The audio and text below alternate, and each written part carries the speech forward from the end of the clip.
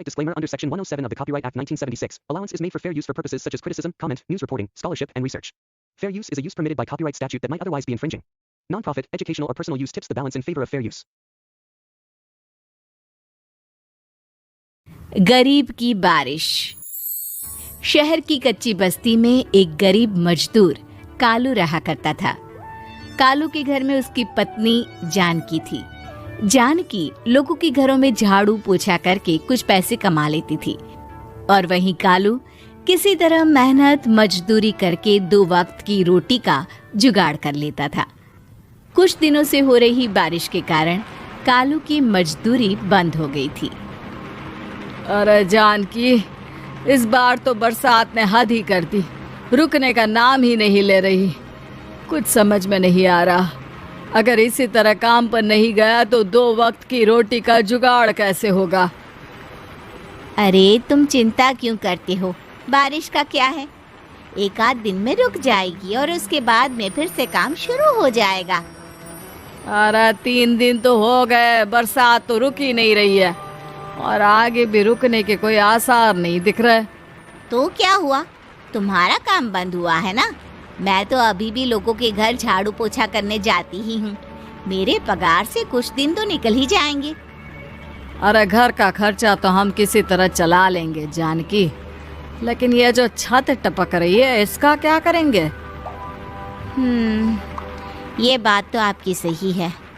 हमारी झोपड़ी अब काफी पुरानी हो चुकी है और इसके छप्पर में भी कई सारे छेद हो गए हैं। रात भर पानी टपकता रहता है।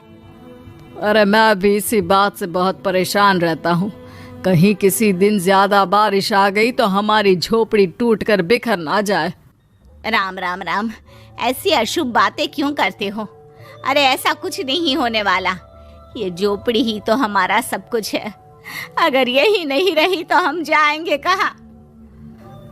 ठीक है जानकी, जब तुम्हारी पगार मिल जाएगी तो कुछ पैसे बचाकर झोपड़ी के छप्पर की मरम्मत करवा लेंगे।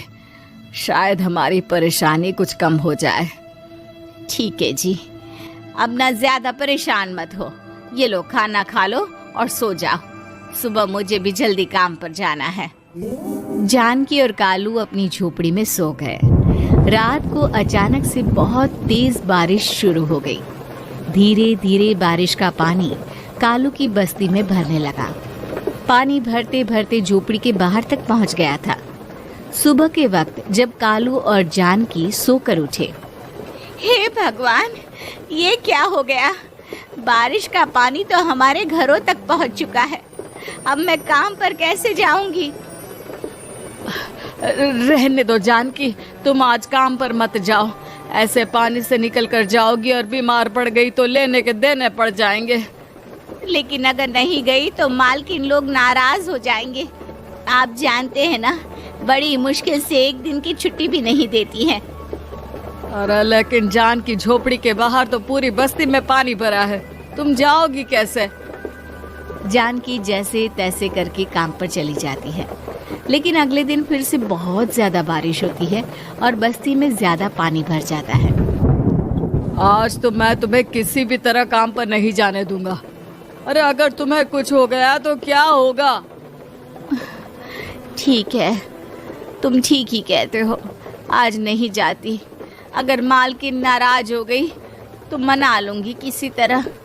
अरे मनाने वाली क्या बात है, जब तुम बताओगी कि हमारी झोपड़ी में पानी भर गया है तो वो खुद ही समझ जाएंगे ना। अगले 2 दिन तक तेज बारिश होने की वजह से जानकी, कालू और आसपास की बस्ती में रहने वाले सभी लोगों के घरों में पानी भर जाता है, जिसकी वजह से जानकी काम पर नहीं जा पाती। और 3 दिन के बाद जैसे ही जानकी काम पर पहुंचती है, कहाँ थी तुम? पिछले 3 दिनों से काम पर क्यों नहीं आई? मेम साहब क्या बताऊं, इतनी ज्यादा बारिश हो रही थी, हमारी पूरी बस्ती में पानी भर गया है और उससे भी ज्यादा तो मेरी झोपड़ी के अंदर पानी भर गया। आप ही बताइए कैसे आती मैं। इसका मतलब ये हुआ कि बारिश होगी तो तुम काम पर नहीं आओगी। ना ना, मेरे कहने का ये मतलब नहीं था मेम साहब। तुम जानती भी हो 3 दिन से कितनी परेशानी हो रही है मुझे। सारा काम मुझे खुद करना पड़ा। माफ कर दीजिए मालकिन जी, पर मैं क्या करती, आने के लिए रास्ता ही नहीं था, सब जगह पानी भरा हुआ था।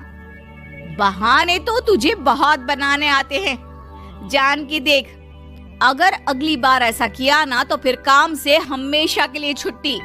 अरे ना मालकिन, ऐसा मत कीजिए। बारिश की वजह से मेरे पति की मजदूरी भी छूट गई है। बड़ी मुश्किल से घर में 2 वक्त खाने की रोटी का जुगाड़ हो पाता है। आप मुझे काम से निकाल देंगे तो हम क्या खाएंगे? अगर इतनी ही चिंता है तो फिर रोजाना काम पर आया करो। चलो अब जल्दी से जाकर घर का सारा काम करो।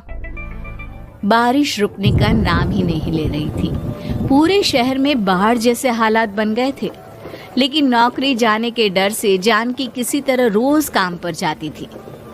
एक दिन जब जानकी काम करके अपने घर लौट आई तो अचानक उसकी बस्ती में कुछ लोगों का शोर सुनाई दिया। अरे लगता है बाहर कुछ हुआ है, मैं जाकर देखता हूँ।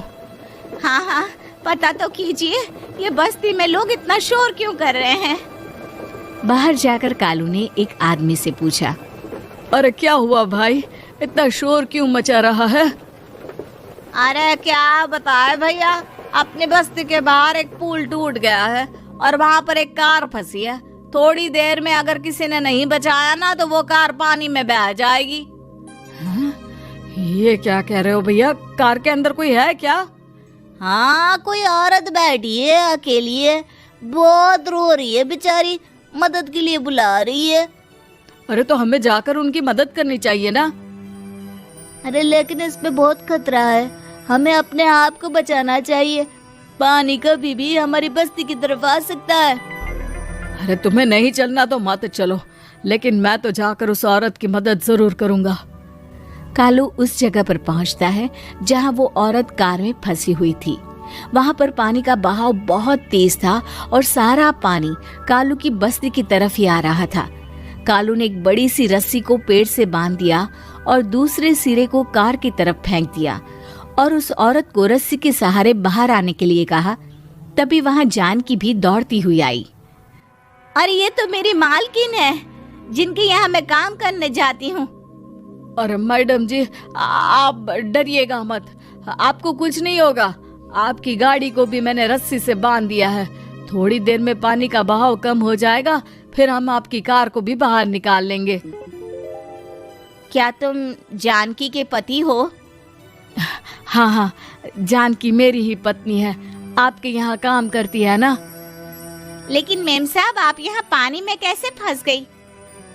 अब क्या बताऊं, मैं अपनी सहेलियों के साथ पिकनिक पर गई थी, वहीं से लौट रही थी। अचानक पानी का बहाव तेज हो गया और मेरी गाड़ी फंस गई। अरे कोई बात नहीं मालकिन, अब ना आप बिल्कुल सुरक्षित हैं। मैं तो बहुत बुरी तरह डर गई थी। कब से मदद के लिए चिल्ला रही थी, लेकिन कोई मेरी मदद के लिए नहीं आया। भला हो तुम्हारा पति का जिसने मेरी जान बचा ली। लेकिन जानकी, मैंने तुम्हारे साथ बहुत गलत व्यवहार किया। इतने खराब मौसम और बाढ़ में भी तुम्हें काम पर आने के लिए कहा, नौकरी से निकालने की धमकी भी दी, और तुमने मेरी जान बचाई। मुझे माफ कर दो। अरे कोई बात नहीं मालकिन, आपकी जान बचाना तो हमारा धर्म था। देखो जानकी, तुम्हारी झोपड़ी में जो भी नुकसान हुआ है उसके लिए मैं तुम्हें पैसे दूंगी। आज तुम्हारे पति ने मेरी जान बचाई है और आज के बाद मैं तुम्हें कभी भी नौकरी से निकालने की धमकी नहीं दूंगी। आज मैं तुम्हारी परेशानी को अच्छी तरह समझ चुकी हूँ। हम जैसे पैसे वाले लोगों के लिए अपने घर में बैठकर बारिश का मजा लेना बहुत आसान है, लेकिन तुम गरीब लोगों के लिए बाढ़ और बारिश काफी परेशानी खड़ी कर देते हैं। ये बात मुझे आज अच्छी तरह समझ आ गई है। आपका बहुत बहुत धन्यवाद मालिक। उम्मीद है कि आपको हमारी ये कहानी पसंद आई होगी। कृपया हमारे चैनल को सब्सक्राइब करें और सभी अपडेट्स के लिए बेल आइकन जरूर क्लिक करें। और हाँ, वीडियो लाइक और शेयर करना मत भूलिएगा। Bye bye.